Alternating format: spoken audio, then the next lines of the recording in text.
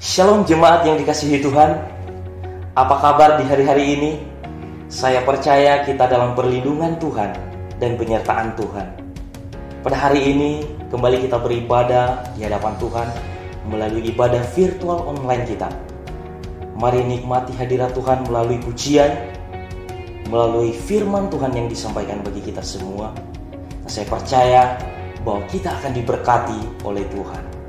Selamat beribadah. Tuhan Yesus memberkati kita semua.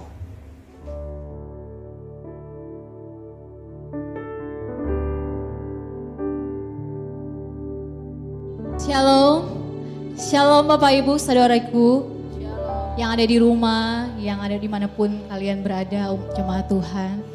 Mari siapkan hatimu, kita mau beribadah kepada Tuhan hari ini dan membawa sembah kepadanya. Bila setiap pujian dan penyembahan kita menyukakan hati Tuhan, amin. Mari sebelumnya kita tundukkan hati, kita tundukkan kepala, kita satu di dalam doa. Tuhan, kami bersyukur untuk anugerah, untuk kesempatan yang Tuhan beri bagi kami. Kami boleh berada hari ini Tuhan. Itu semua hanya karena anugerah-Mu bagi kami. Itu semua hanya karena campur tangan Tuhan bagi hidup kami. Kami bersyukur atas kesempatan yang indah, atas pertemuan kami hari ini Tuhan lewat ibadah online. Dan kami sungguh percaya Tuhan Yesus, Tuhan hadir di tengah-tengah kami. Tuhan hadir di tengah-tengah ibadah kami akan kami laksanakan hari ini. Beracaralah bagi kami Tuhan. Begitu juga dengan jemaat-Mu yang ada di rumah yang sedang menyaksikan Tuhan ibadah ini. Mari Engkau melawat mereka. Amen. Mari Engkau memberkati mereka Tuhan dimanapun mereka berada. Terima kasih Tuhan Yesus. Ini hati kami, ini kerinduan kami mau datang untuk menyembah-Mu Tuhan. Hanya di dalam nama Tuhan Yesus kami buka dan alaskan ibadah ini. Di dalam satu nama yang ajaib yaitu Tuhan Yesus Kristus. Haleluya. Amin. Mari siapkan hatimu jemaat Tuhan. Kita mau datang sembah Tuhan. Kita mau datang meninggikan nama Tuhan.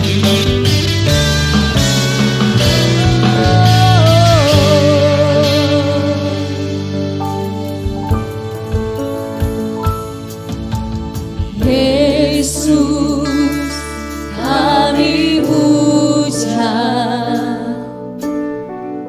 kami sembah sebagai Raja, berdiri di tengah kami, ditinggikan dan dipuji. Yesus kami puja, Yesus kami puja, sebab Kau yang kami sembah, sebagai Raja, berdiri di tengah kami, ditinggikan dan dipuji. Sembah dan puji penuhi tatapnya kami sembah dan puji. Ini penyembahan kami Tuhan, ini pujian kami Tuhan. Sembah dan puji penuhi tatap-Mu, Yesus Tuhan adalah Raja. Sembah dan puji, sembah dan puji penuhi tatap-Mu, sembah dan puji penuhi haleluya.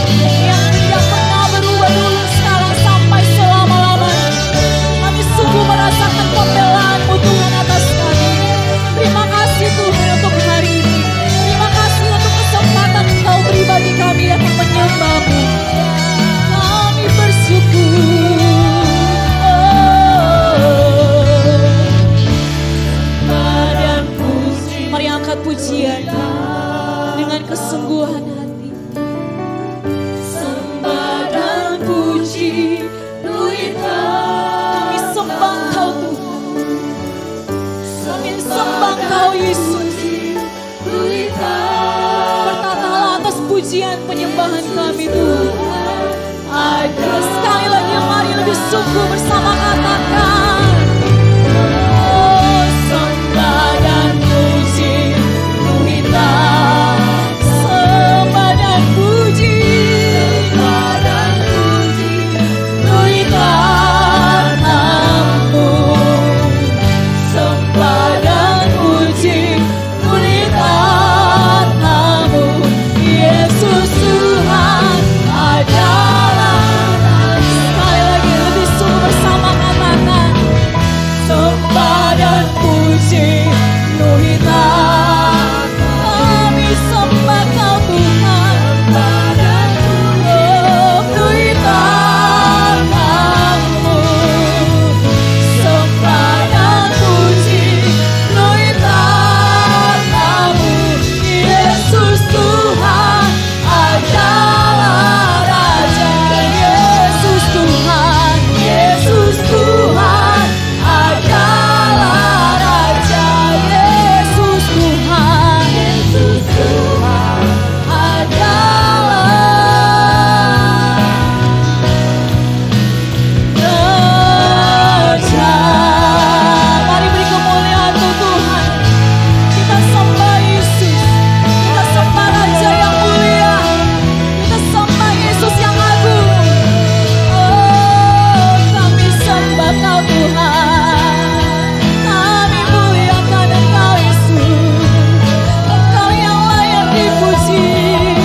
Engkau yang layak disembah. Kami bersyukur Tuhan. Terima kasih. Terima kasih Tuhan. Sungguh Kau ajaib. Sungguh Kau luar biasa Tuhan. Kami percaya setiap penyembahan kami menyukakan hati-Mu Tuhan. Engkau turun tangan atas kami di tengah-tengah kami menaikkan pujian kepada-Mu ya Bapa. Terima kasih ya Tuhan. Terima kasih Yesus. Dan saat ini kami mau lebih lagi untuk meninggikan nama-Mu Tuhan. Kami datang berkumpul di tempat itu meninggikan nama Yesus. Nama Yesus yang sangat luar biasa. Nama Yesus yang sungguh ajaib. Sungguh dahsyat di tengah-tengah kehidupan kami. Di dalam nama Tuhan Yesus. Haleluya. Amin. Mari jemaat Tuhan sama-sama kita mau memberikan yang terbaik untuk Tuhan lewat pujian. Haleluya. Mari sama-sama kita angkat puji ini, katakan kami berkumpul memuji Tuhan.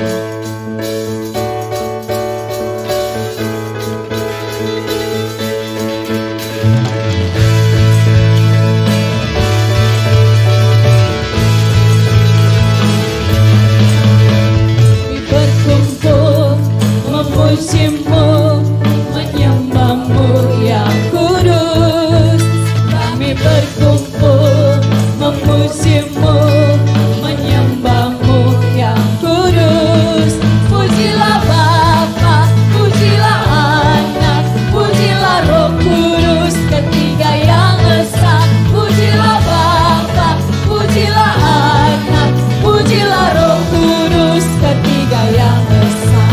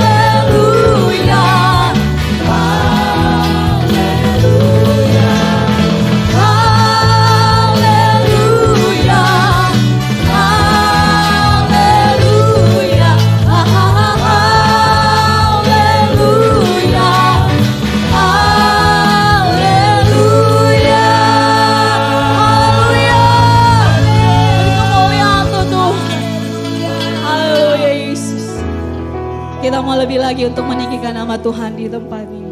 Sebab ada kuasa di tengah-tengah pujian orang percaya. Amin. Mari beri kemuliaan untuk Tuhan Yesus. Haleluya.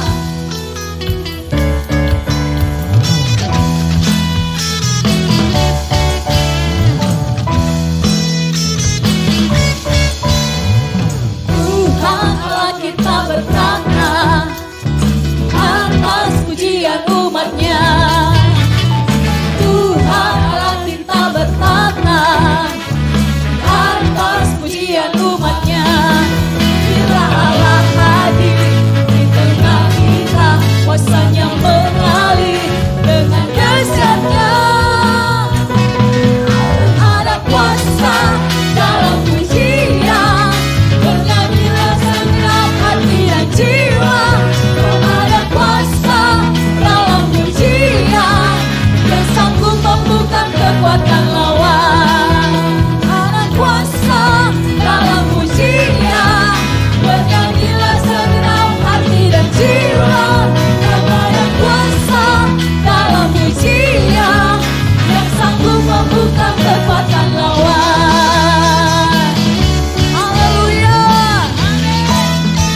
Kita mau lebih lagi meninggikan nama Tuhan. Tuhan Allah kita bertata, yes, atas pujian umatnya. Tuhan Allah kita bertata atas pujian umatnya. Bila Allah hadir di tengah kita, kuasanya mengalir dengan dahsyatnya. Yes, ada kuasa dalam pujian, bernyanyilah segenap hati dan jiwa. Sebab ada kuasa dalam pujian, yang sanggup membuka kekuatan lawan.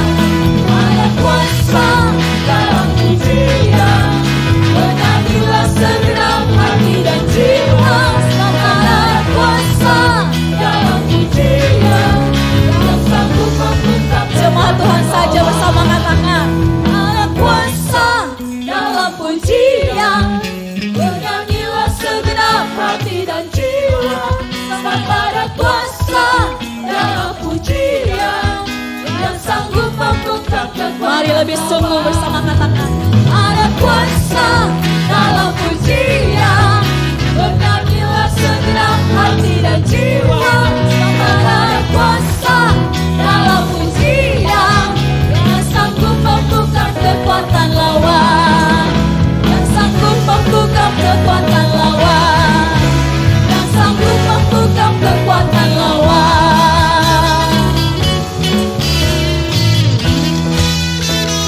Haleluya. Ada kuasa. Yesus luar biasa, amin. Haleluya. Mari jemaat Tuhan, kita siapkan hati kita untuk menerima kebenaran firman Tuhan hari ini yang akan disampaikan oleh hamba-Nya yang Kau utus bagi kami Tuhan. Ajar kami percaya untuk setiap perkataan-Mu di dalam firman. Ajar kami percaya kepadamu Tuhan, lebih hari lebih sungguh, sehingga kami mendapatkan kekuatan yang berasal dari Engkau saja Tuhan. Kami percaya Tuhan Engkau. Kami percaya Engkau selalu melawan kami. Kami percaya Engkau selalu membela kami Tuhan. Dan kami percaya Engkau sungguh selalu bersama kemanapun kami melangkah, kemanapun kami pergi Tuhan. Sebab pembelaanmu sungguh nyata atas kami. Sebab kekuatan yang kami dapatkan hanya berasal dari Engkau saja Tuhan. Kami siapkan hati kami Tuhan untuk mendengarkan firman.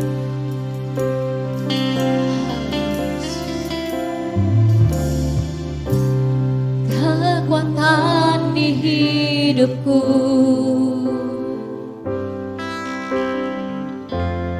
ku dapat di dalam-Mu.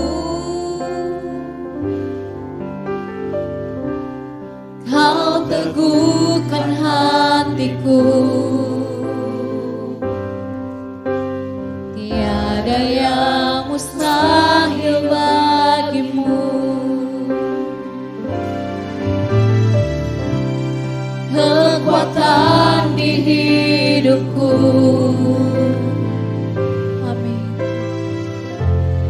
Ku dapat di dalam-Mu, Kau teguhkan hatiku. Tiada yang mustahil bagimu, sebab aku percaya, bukan karena melihat, namun karena firman-Mu yang selalu digenapi di hidupku. Ku percaya, bukan karena melihat, namun karena firman-Mu tiada pernah berubah. Sebab aku percaya, bukan karena melihat, namun karena firman-Mu yang selalu digenapi di hidupku. Ku percaya, bukan karena melihat, namun karena firman-Mu tiada pernah berubah. Amin Tuhan. Sebab kekuatan kami mendapatkan dari Engkau Tuhan. Kekuatan di hidupku, ku dapat di dalam-Mu. Kau yang meneguhkan hatiku, Kau teguhkan hatiku. Tiada yang mustahil bagimu. Sekali lagi lebih sungguh. Kekuatan di hidupku, ku dapat di dalam-Mu. Kau teguhkan hatiku. Tiada yang mustahil bagimu, sebab aku percaya, bukan karena melihat, namun karena firman-Mu yang selalu digenapi di hidupku. Ku percaya, bukan karena melihat, namun karena firman-Mu tiada pernah berubah. Kami percaya Tuhan, percaya, bukan karena melihat, namun karena firman-Mu yang selalu digenapi di hidupku. Ku percaya, bukan karena melihat, namun karena firman-Mu tiada pernah berubah. Jemaat kebanggaan, sebab aku percaya, bukan karena melihat, sebab kami percaya, kami percaya firman-Mu yang menguatkan kami Tuhan. Digenapi di hidupku. Ku percaya, bukan karena melihat, namun karena firman-Mu tiada pernah. Mari lebih sungguh katakan, sebab aku percaya, bukan karena sebab kami percaya kuasa-Mu Tuhan, sebab kami percaya firman-Mu Tuhan yang selalu digenapi di hidupku. Ku percaya, bukan karena melihat, namun karena firman-Mu tiada. Mari bersama bersungguh kita akan pujian ini. Sebab aku percaya, bukan karena melihat,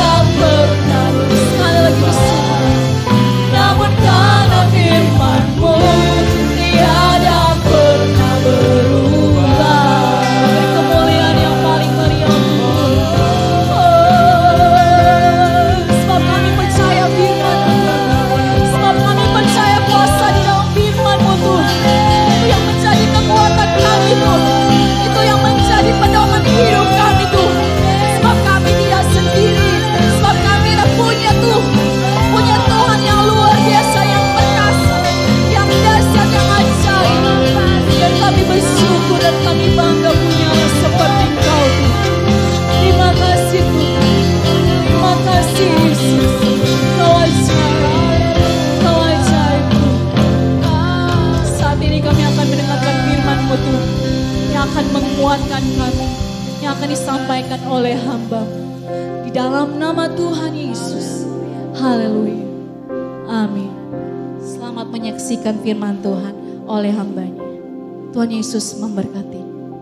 Shalom jemaat GSCA El Roy Grogol yang dikasihi Tuhan.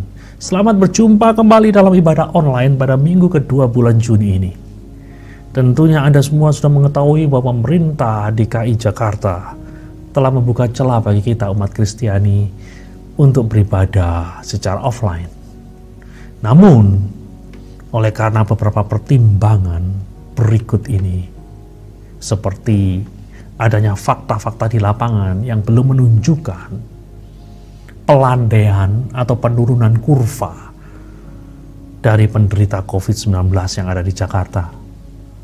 Saran dan masukan dari pimpinan Sinode GSCA dan pimpinan PGI yang mendorong agar kita tidak terlalu terburu-buru di dalam membuka ibadah offline, dan juga adanya persiapan-persiapan matang yang harus kita lakukan agar ibadah offline yang nantinya akan dibuka benar-benar aman dan mengikuti standar protokol kesehatan sebagaimana ditetapkan oleh pemerintah. Maka kami kepemimpinan GSCA El Roy Grogol memutuskan untuk tidak membuka ibadah offline pada bulan Juni ini. Mengenai tanggal pasti pembukaan ibadah offline, nanti kami akan umumkan melalui hotline WA GSCA El Roy, melalui website dan media-media yang lain. Tetaplah berdoa agar Tuhan boleh berkarya dengan luar biasa sehingga wabah COVID-19 ini bisa segera teratasi, khususnya di daerah DKI Jakarta ini, sehingga kita dapat segera bertemu di Jalan Dr. Susilo 3 nomor 17. Bapak, Ibu, serta saudara-saudara sekalian, pada hari ini saya ingin menyampaikan khotbah dengan judul membuat sebuah keputusan. Sebelum kita membaca teks Alkitab yang mendasari khotbah ini, saya ingin mengutip pernyataan dari seorang peneliti dari Columbia Business School, namanya Sina Iyengar. Sina menemukan bahwa rata-rata manusia itu membuat keputusan 70 kali setiap harinya. Jadi kalau dihitung setiap bulannya, Anda dan saya itu membuat 2100 kali keputusan.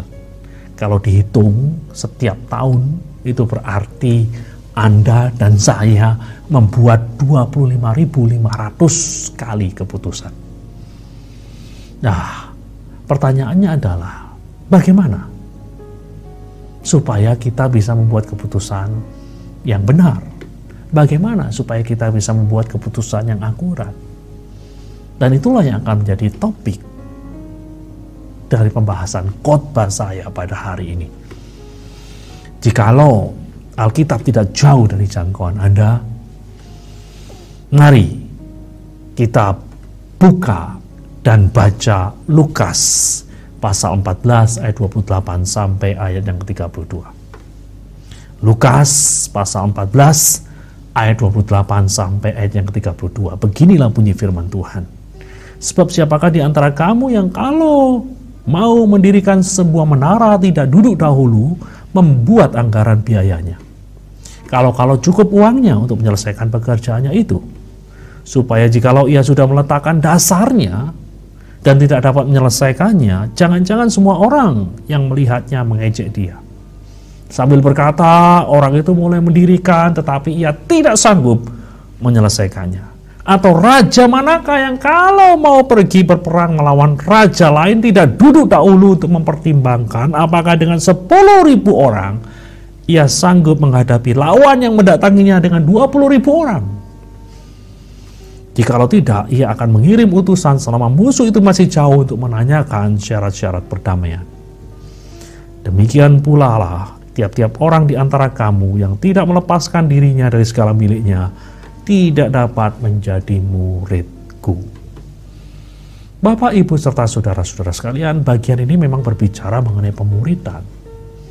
Tetapi saya tertarik untuk membuat sebuah aplikasi lebih jauh lagi dari bagian ini. Di dalam bagian ini kita berjumpa dengan dua perumpamaan yang disampaikan oleh Yesus. Perumpamaan seorang pembangun menara dan perumpamaan seorang raja yang harus membuat keputusan apakah dia akan berperang atau membuat suatu fakta perdamaian dengan musuhnya. Melalui dua perumpamaan ini, saya ingin menyampaikan ada 3 hal yang harus kita pertimbangkan sebelum kita membuat keputusan. Sebelum kita membahas 3 hal itu, saya ingin mengatakan kepada saudara-saudara sekalian, di samping 3 hal yang nanti akan kita bahas, ada 1 hal lain yang tidak akan saya bahas secara khusus dalam bagian ini. Tapi hal tersebut adalah hal yang sangat penting, hal yang utama, dan hal yang utama itu adalah doa.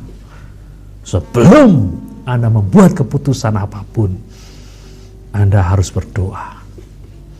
Ini adalah sesuatu yang tidak boleh ditinggalkan.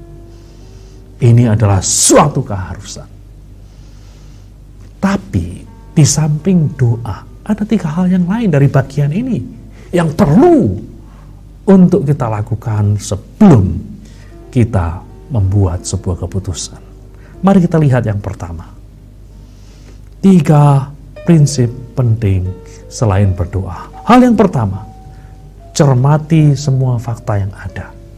Mari kita lihat pada teks Lukas 14 ayat 28. Sebab siapakah di antara kamu yang kalau mau mendirikan sebuah menara tidak duduk dahulu membuat anggaran biayanya, kalau cukup uangnya untuk menyelesaikan pekerjaan itu.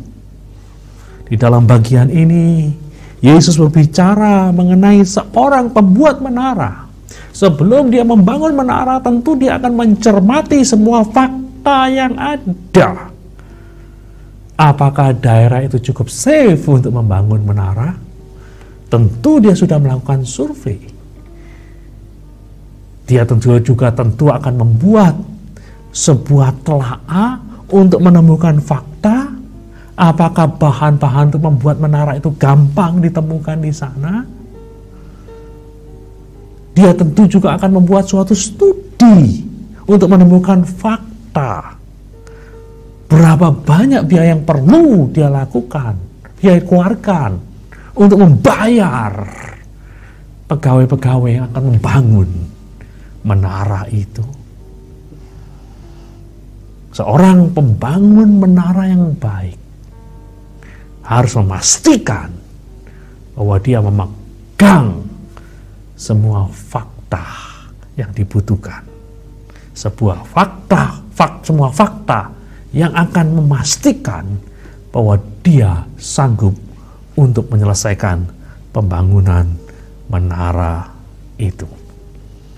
Nah, saudara-saudara sekalian, di dalam membuat keputusan di dalam hidup ini, kita harus mencermati semua fakta yang ada. Apa sih sebenarnya fakta itu? Fakta adalah informasi yang terbukti benar, atau bisa dipercaya, atau bisa diandalkan. Fakta adalah kebalikan dari hoax atau berita yang tidak benar. Sebelum membuat keputusan, kita harus memastikan untuk mendapatkan sebanyak mungkin informasi yang dapat dipercaya. Jangan sampai kita melompat sebelum melihat. Banyak loh orang-orang yang melompat sebelum melihat. Akibatnya fatal. Mereka terjungkal, mereka terperosok di dalam lubang. Kalau kita ingin membuat sebuah keputusan yang akurat, kita harus melihat dulu sebelum melompat. Kita perlu belajar dari seorang jenderal yang bernama Dwight Eisenhower. Dia disebut sebagai the man who beat Hitler. Pria yang mampu mengalahkan Hitler. ketika terjadi Perang Dunia Kedua, dia diminta untuk memimpin sebuah operasi yang disebut dengan nama Operasi Overlord. Sebuah operasi yang tujuan akhirnya adalah untuk mengalahkan pasukan-pasukan Jerman. Untuk itu dia harus mendaratkan lebih dari 100.000 pasukan di pantai Normandia di Prancis. Dan dia harus melakukannya pada bulan Juni. Penentuan tanggal tidak mudah, oleh karena cuaca yang tidak menentu. Dan di dalam kondisi seperti itulah Eisenhower mengumpulkan fakta-fakta yang ada. Dia mengumpulkan fakta dari jenderal-jenderal yang ada di bawahnya. Dan yang terlebih penting, dia mengumpulkan fakta dari pakar cuaca. Ada seorang pakar cuaca yang bernama James Stark. Dan dia adalah seorang yang pintar, seorang expert, seorang pakar yang mengerti betul bagaimana membaca cuaca di Eropa. Berlandaskan fakta-fakta yang dia dapat dari jenderal-jenderalnya, berdasarkan fakta cuaca yang dia dapat dari James Stark, pada akhirnya Eisenhower memutuskan untuk mendaratkan pasukannya pada tanggal 6 Juni 1944. Dan terbukti keputusan Eisenhower adalah keputusan yang tepat. Dan apa yang mendasari keputusan yang tepat ini? Jawabnya, karena Eisenhower mencermati semua fakta yang ada. Di dalam hidup ini, jikalau kita mau membuat sebuah keputusan yang akurat, maka kita harus mencermati semua fakta-fakta yang ada. Dan inilah yang kita lakukan ketika kita bermaksud untuk membuka ibadah offline. Kepemimpinan GCA Roy Grogol terlebih dulu mencermati semua fakta yang ada. Kita ingin mendapatkan data sebanyak mungkin dari pakar kesehatan, dari sumber-sumber yang terpercaya, dari pemerintah, dari sinode, dan yang lainnya, untuk memastikan kalau kita membuka ibadah offline, maka itu adalah sesuatu yang aman bagi seluruh jemaat GSCA Elroy. Mari kita lihat hal yang kedua. Untuk membuat suatu keputusan yang benar, kita perlu untuk menimbang baik-baik konsekuensi dari keputusan kita. Timbang baik-baik konsekuensi dari keputusanmu. Kita kembali kepada teks Lukas 14 ayat 31 sampai 32. Di sana dikatakan, atau raja manakah yang kalau mau pergi berperang melawan raja yang lain tidak duduk dahulu untuk mempertimbangkan apakah dengan 10.000 orang ia sanggup menghadapi lawan yang mendatanginya dengan 20.000 orang? Jikalau tidak, ia akan mengirim utusan selama musuh itu masih jauh untuk menanyakan syarat-syarat perdamaian. Ini perumpamaan kedua yang dibentangkan oleh Yesus, seorang raja yang bermaksud untuk melakukan peperangan dengan kerajaan yang lain. Sebelum peperangan berlangsung, raja tersebut harus menimbang baik-baik konsekuensi dari keputusannya. Dia punya 10.000, lawannya punya 20.000.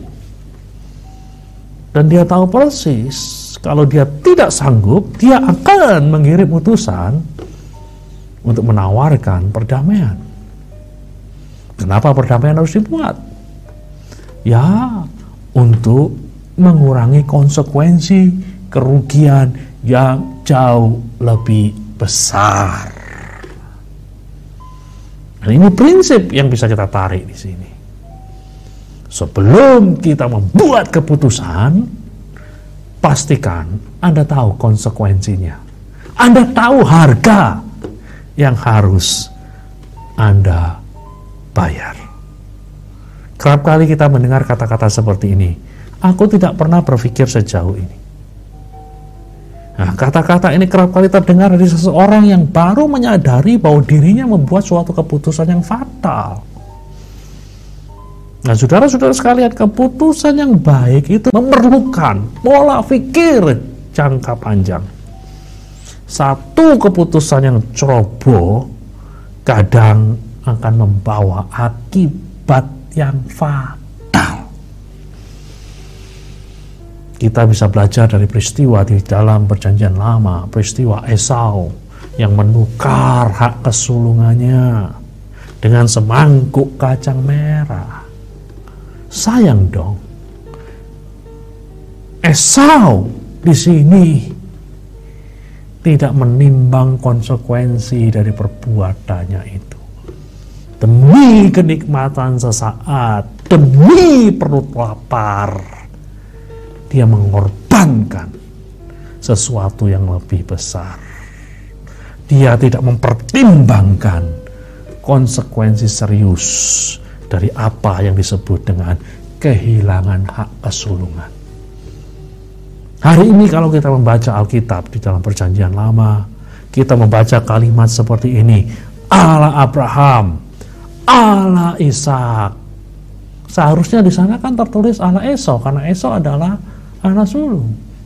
Tetapi yang kita baca di dalam Alkitab kita adalah Allah Abraham, Allah Ishak, dan Allah Yakub, bukan Allah Esau. Esau telah menukar hak kesulungannya hanya dengan semangkuk kacang merah. Sesuatu yang sebenarnya tidak seimbang sama sekali.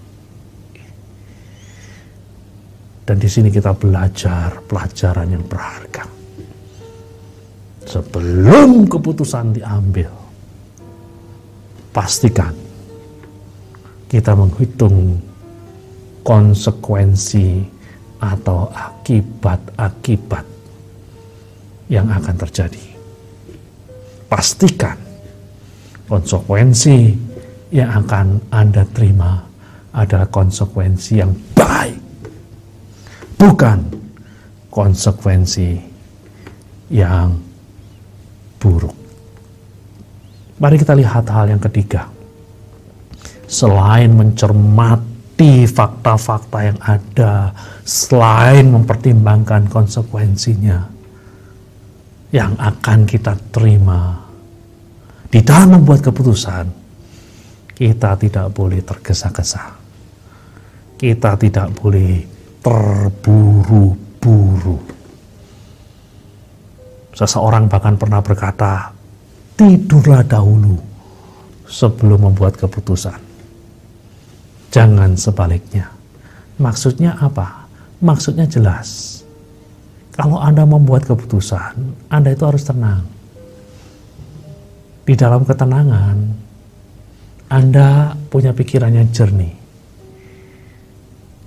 Dan ketika Anda punya pikiran yang jernih, keputusan Anda biasanya adalah keputusan yang baik.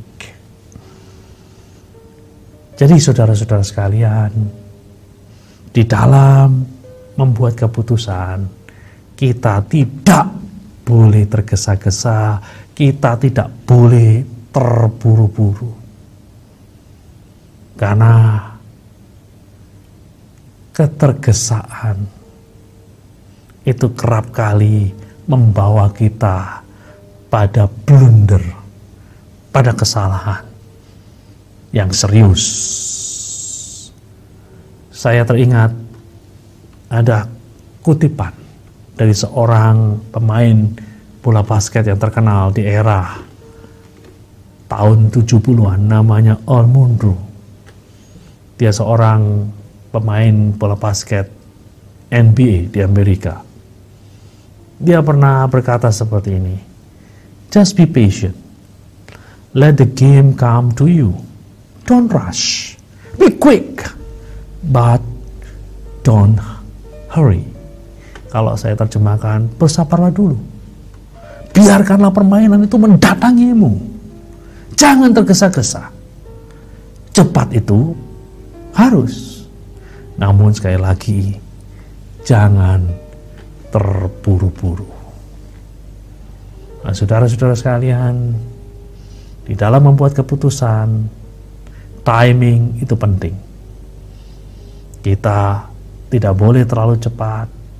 Pada saat yang sama, kita tidak boleh terlalu lambat. Nah, saudara-saudara sekalian, yang hendak digarisbawahi di sini adalah tidak boleh terburu-buru. Pikirkan dulu masa-masa. Di dalam ketenangan, biasanya keputusan yang akan diambil adalah keputusan yang berbuahkan kebaikan. Keputusan apapun yang harus Anda ambil di dalam hidup ini, selain berdoa, Anda perlu pertimbangkan 3 hal ini. Pertama, cermati fakta yang ada. Kedua, timbang konsekuensi yang akan Anda terima. Dan yang ketiga, jangan terburu-buru. Tuhan Yesus memberkati kita semua. Mari kita berdoa. Bapa di surga, kami tahu setiap hari kami harus membuat keputusan-keputusan. Dan kami bersyukur firman-Mu pada hari ini menolong kami untuk membuat keputusan yang akurat. Selain berdoa sebagai sesuatu yang terutama, terima kasih Tuhan, karena Kau telah menunjukkan kami di dalam membuat keputusan, kami harus mencermati semua fakta yang ada. Di dalam membuat keputusan, kami harus menimbang konsekuensi yang kami terima. Dan di dalam keputusan, dalam membuat keputusan, kami tidak boleh tergesa-gesa, kami tidak boleh terburu-buru. Tuhan, tolonglah jemaat-Mu. Ketika mereka membuat keputusan, mereka boleh hidup sesuai dengan prinsip ini. Berkatilah seluruh jemaat GSCA El Roi. Demi nama Tuhan Yesus, hamba-Mu berdoa. Amin.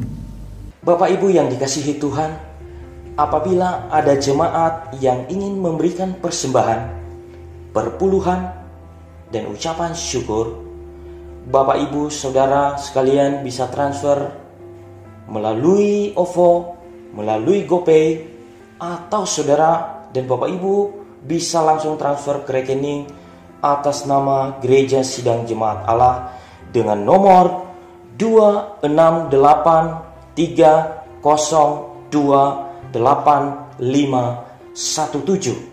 Dan jangan lupa untuk like dan subscribe channel YouTube GSJA El Roi Grogol guna untuk mendapatkan update-update dan info-info terbaru di GSJA El Roi Grogol.